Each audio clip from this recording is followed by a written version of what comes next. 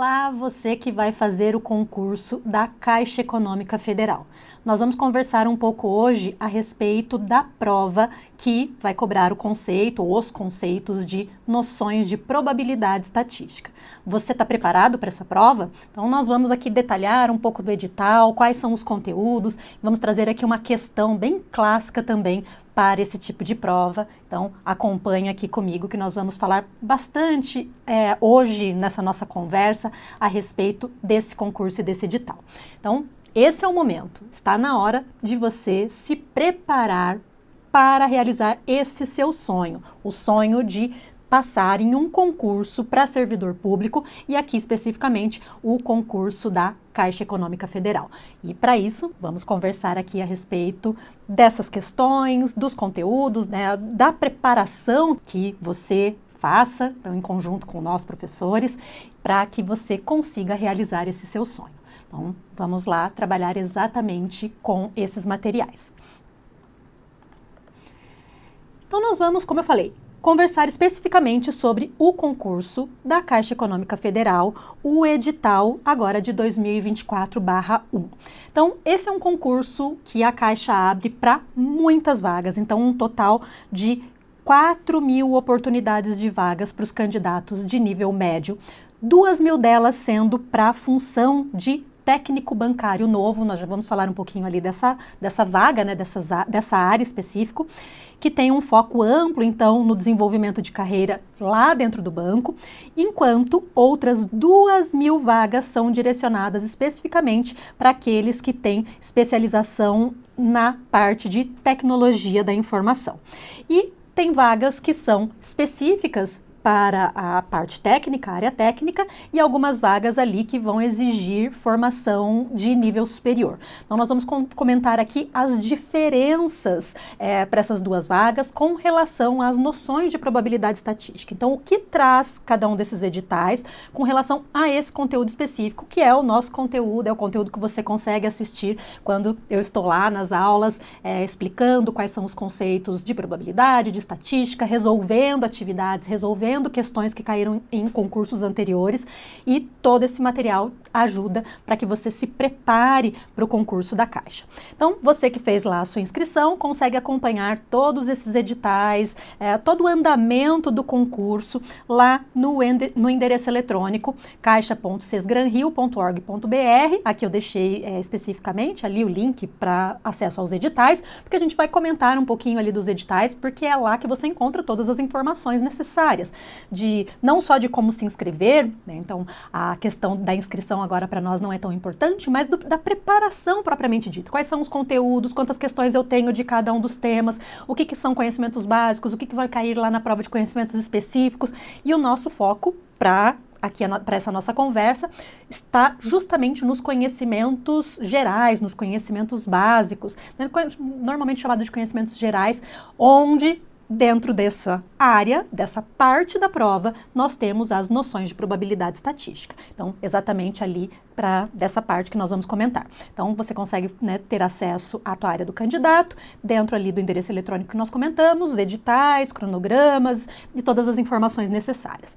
Aí, lá nesses editais, nós vamos trazer o nosso foco para os cargos técnicos inicialmente, lá no item 7.0, depois a gente vai falar dos cargos que exigem nível superior.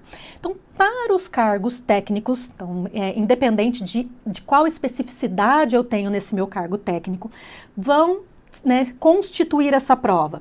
A prova objetiva, ela vai ser constituída por 60 questões de múltipla escolha, sendo 25 dessas questões de conhecimentos básicos, também chamados ali de conhecimentos gerais.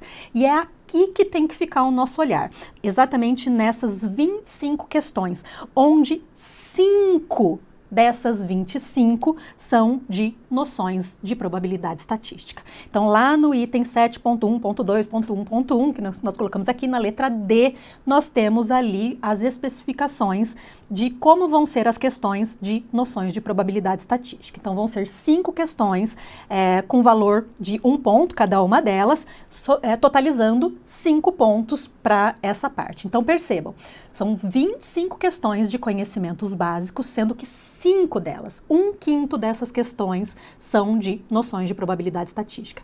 E isso pode fazer bastante diferença na soma geral para que você consiga a sua vaga lá na Caixa Econômica Federal. Então, elas são muito importantes. Nós vamos comentar aqui quais são os conteúdos que vão ser cobrados, mas é importante que você vá para essa prova preparado para gabaritar, para acertar cada uma dessas 5 questões. Quando nós entramos lá para os cargos de nível superior, as noções de probabilidade estatística também estão dentro das questões de conhecimentos básicos, de conhecimentos gerais.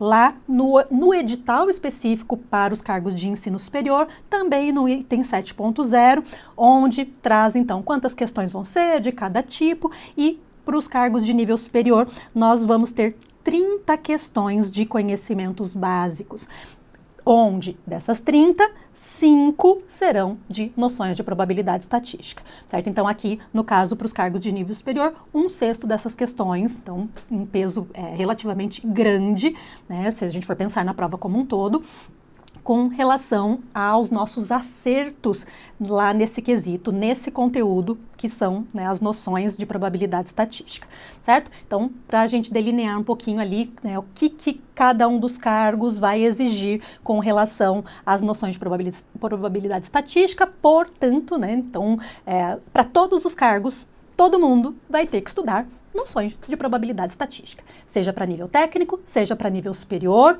e teremos 5 questões dessa área em todas as provas, com uma pequena diferença com relação ao conteúdo para os cargos técnicos, com relação aos cargos de nível superior. A gente já vai comentar também essas diferenças.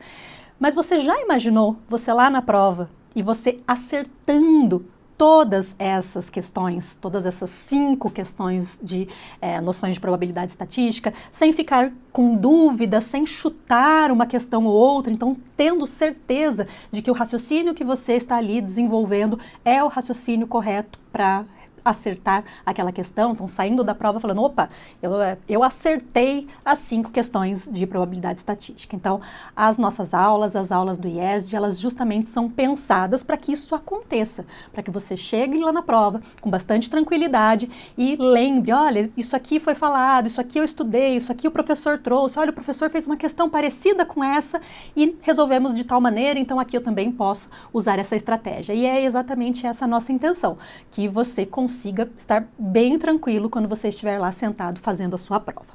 Então agora a gente vai focar nos conteúdos. Então o que foi cobrado, o que traz cada um desses editais com relação a conteúdos da área de probabilidade estatística, né, que eles chamaram de noções de probabilidade estatística, porque nós vemos ali nos conteúdos que nós não vamos ter um aprofundamento em questões mais avançadas da área de probabilidade estatística, então vão ser cobradas ali noções básicas, que muitas vezes, algumas delas são vistas inclusive lá no ensino médio, na verdade, todas elas deveriam ser vistas no ensino médio, e lá para os cargos de nível superior, algumas coisas são vistas ali realmente dentro de uma graduação, dentro de um curso de ensino superior, mas sim, se nós olharmos bem o edital, tudo que está ali nós vimos lá no ensino médio. A questão é retomar esses conhecimentos, né? E muitas vezes a questão do concurso ela é um pouco diferente de como o professor abordou lá no ensino médio. E é essa ponte que a gente precisa fazer nas nossas aulas.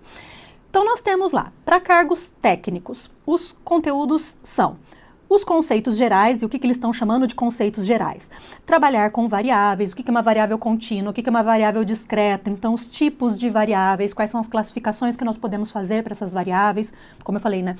Se ela é contínua, se ela é discreta, se ela é, então, contínua e discreta, eu já estou uma subclassificação, se ela é uma variável qualitativa ou uma variável quantitativa, e aí se ela é quantitativa, se ela é contínua ou se ela é discreta, e aí nós vamos fazendo essas classificações, entender bem essa definição e esses conceitos. O que é população, o que é amostra, qual que é a diferença, quando que eu faço um estudo amostral e quando eu faço um estudo populacional, o que são as frequências, então frequência absoluta e relativa, frequências acumuladas, as representações em gráficos e tabelas. Então, quando a gente fala em estatística especialmente, mas a parte de probabilidade também, eu preciso informar para quem vai entender aquele estudo de alguma maneira. E qual é essa maneira que normalmente nós escolhemos dentro da estatística? Representar aqueles dados em um gráfico, representar aqueles dados em uma tabela, e eu tenho diferentes formas de representar cada um dos dados, dependendo do tipo de dado que eu estou trabalhando, né, do tipo de variável que eu estou trabalhando, seja num gráfico ou seja numa tabela. Então, se eu tenho gráficos e tabelas, então no caso dos gráficos de linhas, de colunas, de setores, histogramas e tudo isso está lá, isso foi chamado de conceitos gerais. Nós temos as medidas de tendência central, que, como eu falei, boa parte desses conteúdos, boa parte não, né? Dessa parte para os cargos técnicos, todos esses conteúdos deveriam, pelo menos, ter sido trabalhados lá no ensino médio. Então, o que é uma média aritmética, uma média geométrica, uma média ponderada, uma moda e uma mediana? Então, essas medidas de tendência central que permitem que eu avalie essas tendências centrais de um conjunto de dados. Então, qual que é a média daquele conjunto de dados? Qual é a mediana daquele conjunto de dados? Quando que eu uso uma e quando que eu uso outra? Então, aqui uma parte importante que é nós lembrarmos que concursos para qualquer cargo, normalmente a banca que monta a questão, ela quer que você mostre que você entendeu o conceito. Para ela é mais importante que você mostre que você aprendeu o conceito do que o cálculo propriamente dito. Porque a gente sabe que com todas as mudanças que estão acontecendo na nossa sociedade, com o uso de tecnologias, possivelmente você não vai fazer nenhum cálculo à mão. Você vai ter um computador, uma calculadora, na pior das possibilidades, uma calculadora lá no seu cargo efetivamente. Então, o que os avaliadores querem saber é se você sabe usar essas ferramentas porque você entendeu o conceito por trás dessas ferramentas. E é isso que tem sido cobrado nas questões da maior parte dos concursos de praticamente todas as bancas, né, quando produzidas por bancas diferentes. Então, além das medidas de tendência central, as medidas de posição, então quartis e percentis, como é que eu divido esse meu conjunto de dados em espaços em percentuais, ou né, com percentuais, quando a gente fala ali no caso dos quartis, de 25% em 25%, e como é que eu olho esses meus dados em relação à mediana, em relação à moda, em relação à média, e a mesma coisa os percentis. Depois dessa análise, que eu colocaria aqui, inclusive, como uma parte de noções de probabilidade estatística bastante básica, né, que todos nós deveríamos saber, inclusive, para que a gente possa estar lá na sociedade olhando para uma reportagem na internet, na televisão, e entender esses gráficos que normalmente estão presentes nas reportagens jornalísticas. Nós temos ali também as medidas de dispersão. Medidas de dispersão, como estar trabalhando ali principalmente com desvio padrão. Então, esse é um termo da estatística que precisa ser interpretado e conhecido e não ter dúvida sobre esse conceito. Esse conceito está presente, e aqui eu vou chutar aqui, eu vou colocar 99,99% das vezes, só para a gente não ter o perigo de falar 100% e ter alguém que falar, não, eu não coloquei isso na minha banca, mas basicamente em quase todos os concursos, né? Sempre vamos ver ali uma questão que cobre o conceito de algum tipo de medida de dispersão, seja uma amplitude, seja uma variância, normalmente o desvio padrão, porque o desvio padrão exige que você saiba esses outros conceitos, essas outras informações, ou o coeficiente de variação, por exemplo, que faz com que você consiga comparar conjuntos de dados diferentes. Então, estão lá as medidas de dispersão.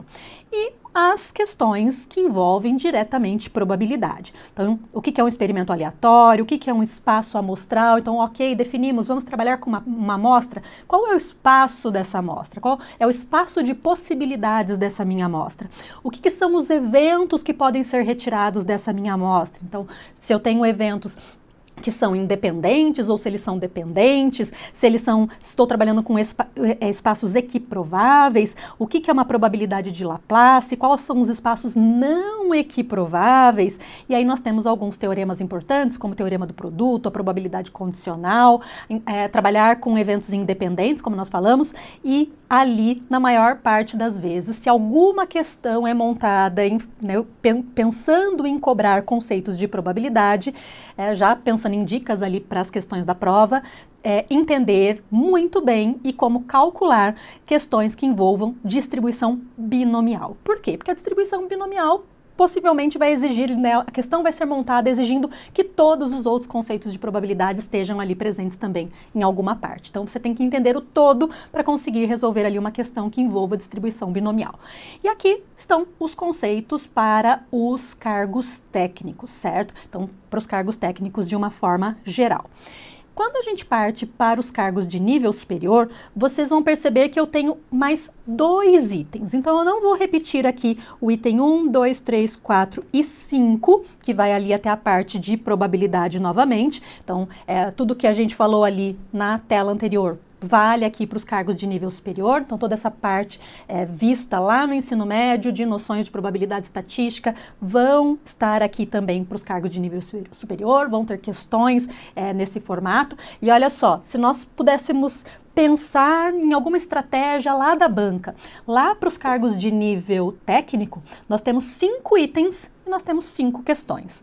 Então, pode ser, e aqui a gente já tentando entender a cabeça lá dos membros da banca, que eles tenham montado uma questão de cada um desses itens, certo? Só que quando a gente chega aqui para cargos de nível superior, nós ainda temos aqui a correlação linear simples, então trabalhar com as correlações e trabalhar com a inferência estatística. Então aqui entra para nós estimação pontual, os métodos de estimação, as propriedades dos estimadores, trabalhar ali com estimação intervalar, então trabalhar com intervalos de confiança e possivelmente alguma questão que envolva intervalo de confiança. Como eu falei, vamos tentar aqui supor a cabeça lá dos membros da banca, conceitualmente, que tipo de questão, que tipo de tema eles escolheriam que envolveria boa parte desses conteúdos. Então ele quer que eu demonstre que eu sei os conceitos. Será que tem um conceito que exige que eu saiba os outros também? Então, quando a gente fala de intervalo de confiança, a gente tem esse conceito-chave ali. Então, os intervalos de credibilidade e aqui uma outra questão que costuma, né, um outro conteúdo, que a gente está falando de questão, né? Então, outro conteúdo que costuma aparecer bastante em questões de concurso, independente da banca, a gente já vai falar da banca desse concurso, são os testes de hipóteses. Porque também é um conteúdo, é um conceito que envolve o conhecimento de outros conceitos. Então, eu vou trabalhar com testes de hipótese, por exemplo, para médias. Então, eu tenho que saber como calcular uma média. E cada um desses conceitos vão exigindo que a gente saiba, então, outras informações. Então, lembrando que o nosso foco principal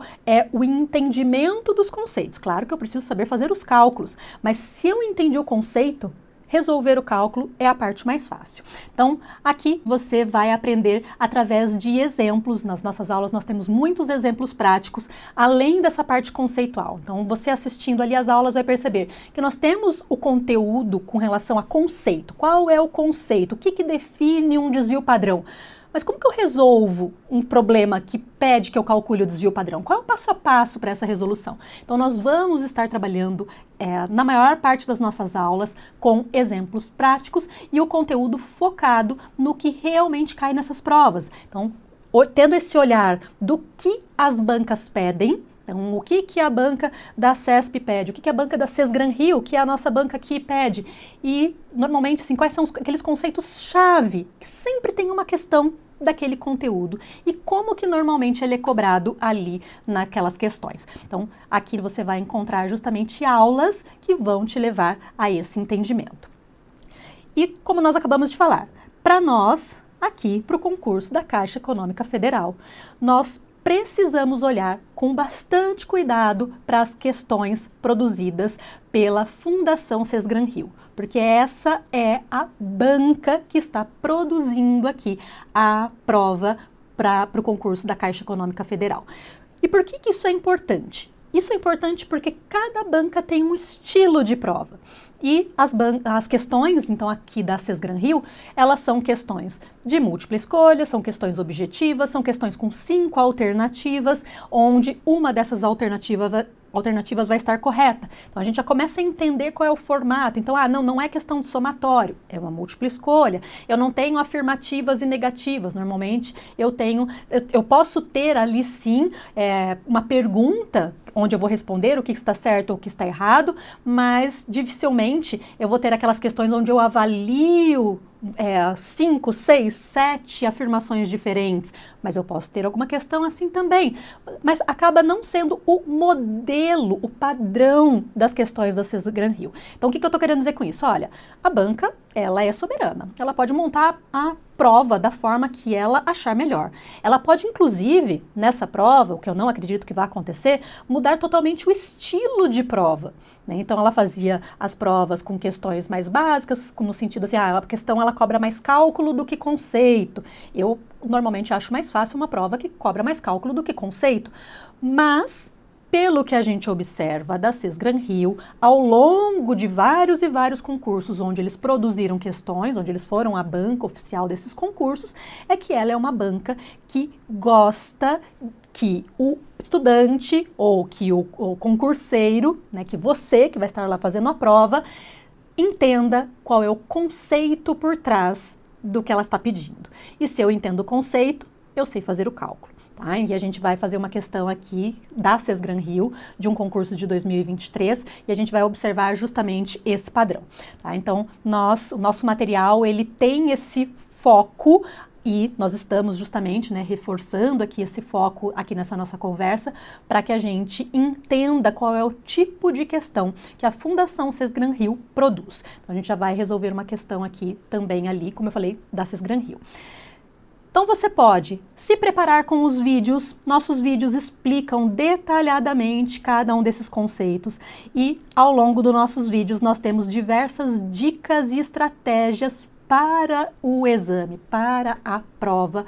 Então, agora, a prova da Caixa Econômica Federal. Então, assistam os vídeos e ao longo ali dos vídeos você vai perceber que várias dicas nós vamos dando. Olha, presta atenção nisso aqui, esse conceito é importante, esse conceito abrange várias coisas. Olha como eu fiz a pergunta, olha como estava a pergunta para que a gente entenda esse conceito. E tudo isso ajuda então exatamente a resolver agora a prova que vocês vão fazer. E como eu falei, vamos resolver uma questão, né? Então vamos olhar para uma questão da Fundação CES Gran Rio e aqui uma questão que caiu ali numa prova do ano de 2023 para que a gente possa se preparar lá para a nossa prova, onde sabemos que vamos ter 5 questões de noções de probabilidade estatística. Então olha só essa questão, ela diz o seguinte: uma empresa, em reconhecimento ao desempenho de 10 funcionários, decide dar-lhes um bônus. Para tanto, a empresa distribuiu um total de R$25 mil de acordo com a tabela a seguir. E olha só como foi a distribuição, a tabela está aqui. Então, 6 funcionários receberam 2 mil, 2 funcionários receberam 2.500 e 2 funcionários receberam 4 mil reais, né? Vamos colocar aqui na nossa moeda. Eu tenho essa tabela, tenho essas informações e a pergunta é a seguinte: nessas condições, o desvio padrão do dos bônus pagos é dado por, e aí nós temos 5 alternativas, tá? Então, vamos prestar atenção lá. Todas as informações estão dadas. Sei quantos funcionários, e aqui eu posso, né, ela fala 10 funcionários lá no enunciado, e claro que se eu quiser somar aqui o valor, né, a quantidade de funcionários que eu tenho na tabela, eu tenho que chegar nesses mesmos 10 funcionários. Se nós somarmos aqui os bônus, lembrando que eu tenho 6 de 2 mil, então eu vou ter que fazer 6 vezes 2 mil, 2 vezes 2.500, 2 vezes 4 mil, um total de 25 mil reais, que foi a distribuição desses bônus.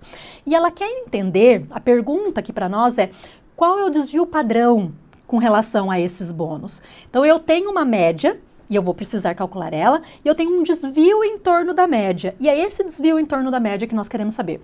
Só que, e pode parecer uma pegadinha, mas na verdade, quando a gente for resolver essa questão, a gente vai ver que a forma que as questões aqui, as alternativas foram expostas, é o que deixa a questão mais fácil de ser resolvida. Porque eu não vou precisar finalizar o cálculo, eu posso parar numa etapa intermediária ali do nosso cálculo. Mas quando a gente olha, você olha, né, as 5 alternativas, essas raízes quadradas, essa potência, você fala assim: poxa, não sei por onde começar. Que resposta estranha, diferente, absurda, aparentemente. Então a gente vai resolver. E vocês vão ver que justamente aquele formato está ali para nos ajudar. Então nós queremos calcular o desvio padrão. O que eu preciso? E aí eu tenho que lembrar do conceito. O que é o desvio padrão? É aquela dispersão em torno da média.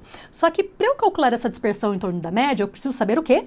A média. Então, eu preciso saber qual é a média de distribuição desses bônus.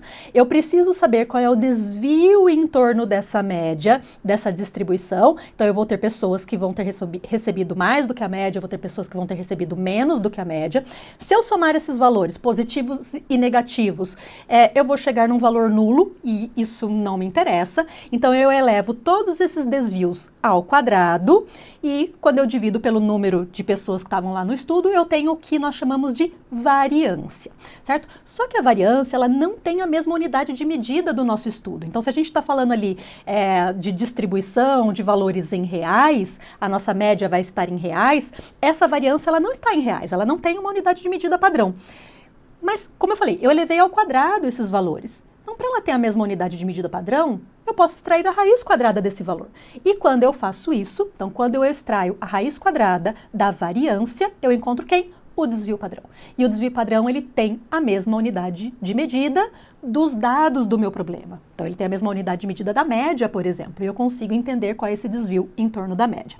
Então, nós basicamente falamos, esse é o conceito. Eu preciso calcular a média dos bônus, eu preciso encontrar a diferença entre cada valor e a média, que é o que nós chamamos de desvio, certo? Então, o desvio em torno da média. Eu preciso elevar todos esses valores ao quadrado, porque eu vou encontrar valores que são positivos, né? Então, estão à frente, são maiores do que a média, e valores que são menores do que a média. E se eu somar tudo isso, eu vou chegar num valor ali que não representa, que é um valor nulo, né, que não representa nada para mim naquele estudo. Então, quando eu elevo isso ao quadrado, e aí que eu vou somar todo mundo, justamente para saber qual é essa dispersão, e eu elevo ao quadrado, eu elimino o meu problema do sinal negativo, certo? Então, eu elevo ao quadrado essas diferenças e calculo, então, a média desses valores quadráticos. Então, quando eu faço isso, eu encontro quem? A variância, que nós falamos ali anteriormente. E a variância não tem uma unidade de medida que me ajuda nesse momento, mas na verdade, né, eu poderia estar pedindo lá nas respostas, nas alternativas, a variância, certo? Mas nós queremos ali o desvio padrão. Então, eu preciso ainda extrair a raiz quadrada dessa variância, tá? E aqui, então, nós vamos fazer esse passo a passo. Como que eu calculo média? Então, média, e aqui nós temos uma média ponderada. Por que eu tenho uma média ponderada? Porque eu tenho uma quantidade de pessoas que recebeu um valor de bônus, uma outra quantidade que recebeu outro valor de bônus e uma terceira quantidade que recebeu um terceiro valor de bônus. Então, aqui temos uma média ponderada, porque eu estou ponderando pela quantidade de pessoas que recebeu cada valor diferenciado. Então, eu tenho lá 6 pessoas receberam R$2.000, 2 pessoas receberam R$2.500, mais 2 pessoas receberam R$4.000, e quando eu calculo média, mesmo média ponderada, o meu denominador é o total de pessoas que estão sendo ali avaliadas naquele estudo. Então, eram 10 pessoas no total, e eu encontro que a média, então, é de R$2.500, certo? Então, como eu falei, eu tenho uma média de R$2.500. Eu tenho pessoas que receberam exatamente a média, mas eu tenho pessoas que receberam menos, e eu tenho pessoas que receberam mais, certo? E isso a gente vê ali pelos valores que estavam lá nas nossas tabelas, mas agora eu conheço qual é a média. Naquele nosso passo a passo, o que mais que eu tenho que fazer? Então, eu calculei a média, eu preciso calcular os desvios, então é pegar o valor que a pessoa recebeu menos a média, então a pessoa recebeu 2.000, menos 2.500, eu vou ter qual é o desvio em torno da média. Vou fazer isso para cada uma das etapas. Então, 2.500 menos 2.500, 4.000 menos 2.500, para cada um dos blocos de valores recebidos, tá? Então, eu não vou falar para cada uma das pessoas, porque nós estamos dividindo isso em grupos. Eu tenho um grupo de 6 pessoas, outro de 2 pessoas e outro de 2 pessoas também, cada uma com valores diferentes. E eu estou calculando, então, a média em relação aos valores desse grupo. Claro que eu preciso ponderar todas essas coisas. Então, o que é ponderar? É multiplicar exatamente pela quantidade de pessoas que eu tenho em cada um desses grupos, tá? Só que, novamente, aquela questão. Se eu faço 2.000 menos 2.500, eu vou ter um valor negativo. Se eu faço 4.000 menos 2.500, eu vou ter um valor positivo. E se eu não elevar isso ao quadrado, se eu não eliminar esse problema de ter uma coisa positiva e uma coisa negativa, quando eu somar isso aqui na minha expressão, eu vou chegar em um valor que não representa o resultado ali do meu estudo, que não representa a variação do meu estudo. Então, qual que foi a sacada? elevar todo mundo ao quadrado. Porque se eu elevo ao quadrado, eu só fico com valores positivos, porque valores negativos ao quadrado, menos com menos, é igual a mais, certo? Então, eu elimino o meu problema de ter algum valor negativo ali. Então, os ao quadrados já estão todos aqui. E eu divido toda essa minha estratégia pela quantidade de elementos, de pessoas, de indivíduos que eu tenho no meu estudo. E com isso eu encontro quem? A variância. Percebam que aqui a gente representou a variância como S ao quadrado. Por quê? Eu representei aqui a variância como se fosse uma variância amostral, propositalmente, para a gente comentar essas notações. Então, lá na nossa tela anterior, eu vou até voltar rapidamente, eu representei a minha média por mi, tá? Então, o que eu quero dizer quando eu uso mi? Significa que eu estou trabalhando com uma média populacional. Se eu quisesse trabalhar com uma média amostral, eu poderia representar isso com, em geral, né, com o x barra. Eu posso pôr o nome que eu quiser, tá? Mas classicamente na estatística, o mi representa a média e o x barra representa, né, o mi a média populacional, o x barra a média amostral. Aí eu vou aqui para a variância, eu fiz ao contrário, para chamar a atenção. Eu comecei lá trabalhando com população, aqui eu estou trabalhando com amostra, então é um cuidado que a gente precisa ter e sim, a notação aqui está ao contrário para chamar a nossa atenção, tá?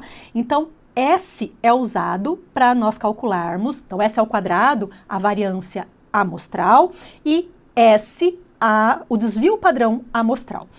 O que eu uso como notação para variância populacional e desvio padrão populacional? A letra sigma, tá? Então, o sigma ao quadrado é, vamos dizer, equivalente, vou até pôr o sinal com 3 barrinhas aqui de equivalência, é equivalente ao meu S ao quadrado, mas aqui eu tenho para população e aqui eu tenho para amostra, tá? E quando eu extraio a raiz quadrada das variâncias, eu tenho o desvio padrão, e o desvio padrão, então, vai ser simplesmente o sigma para população e simplesmente o S para amostra. Ok? É essa anotação que nós temos. Então, aqui, nós calculamos aqui a variância, e percebam que lá nas alternativas, ele não quer que a gente resolva o cálculo até o final. Ele quer que a gente monte qual é o esquema. Que você que está ali fazendo a questão mostre que você entendeu que o conceito é esse. Que eu preciso saber quem é média, que eu preciso saber quem é desvio, como é que eu monto o cálculo dessa expressão. E quando a gente vai resolver o cálculo dessa expressão, olha só. Aqui nós temos 2.500 menos 2.500, que é igual a zero. Que ao quadrado é zero. Que vezes 2 é zero. Então, essa parte aqui da minha expressão, ela se anula, justamente por causa daquela subtração. E só sobra para nós o quê? Essa primeira parte, que está aqui, o 6 vezes 500, então 2.000 menos 2.500. Eu poderia até pôr negativo aqui, tá? Eu deixei positivo porque eu já sabia que eu ia elevar ao quadrado. Mas o correto seria colocar o sinal negativo ali. E o 4.000 menos os 2.500, tá o 1.500 aqui, ao quadrado. E eu vou parar aqui. A questão, ela não exige que eu saiba quanto é 500 ao quadrado, quanto é 1.500 ao quadrado, quanto que são essas coisas vezes 6 e vezes 2, dividido por 10, e muito menos que eu extraia a raiz. Então, ela não está pedindo que eu resolva isso até o final. Eu não preciso saber extrair a raiz de um valor ali mais complexo e que não tenha raiz exata.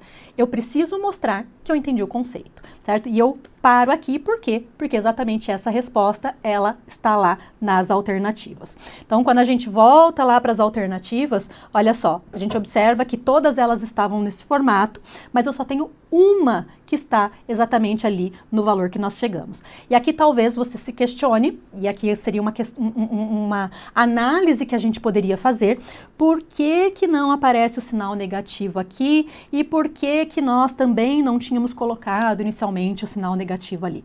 Então, sim, 2.000 menos 2.500 é igual a menos 500, certo? É menos aquele valor. Só que como nós vamos ter que elevar ao quadrado e qualquer valor negativo elevado a uma potência par vai resultar num valor positivo, então aqui a gente percebe que eles estão cobrando matemática básica também, ele simplesmente elimina o sinal e mesmo assim a questão está correta, porque eu chegaria num valor correto com aquela formulação, certo? Então, vou voltar só mais uma vez para a gente olhar bem ali a alternativa correta, então 6 vezes 500 ao quadrado, mais 2 vezes 1.500 ao quadrado, dividido por 10 e extrai a raiz desse valor, porque eu não quero variância, eu quero desvio desvio padrão, certo? E aquele termo do meio, ele acaba sendo eliminado justamente porque a média é exatamente igual a ele. Então eu fico com 0 elevado ao quadrado vezes 2 e eu posso simplesmente descartar ele ali da minha expressão, certo? Então esse é o estilo de questão da Cisgran-Hill.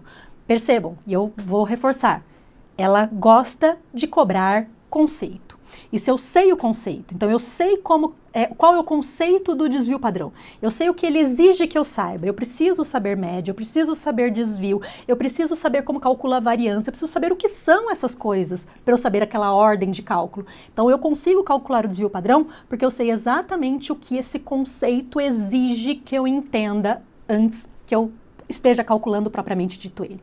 Então, nós estamos aqui justamente para te ajudar, e aqui essa nossa conversa é justamente para isso, para que você alcance o seu objetivo, então, que é passar num concurso público, que é passar no concurso da Caixa Econômica Federal, e o nosso foco aqui é justamente falar, trabalhar com o conceito, com essas 5 questões que vão estar lá na prova de noções de probabilidade estatística.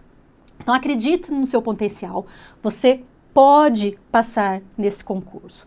Assista às aulas, faça os exercícios, acompanhe toda a parte conceitual e prática de cada uma das aulas, anote suas dúvidas, pause os vídeos, reveja vídeos e você vai conseguir ali alcançar o seu sonho, né?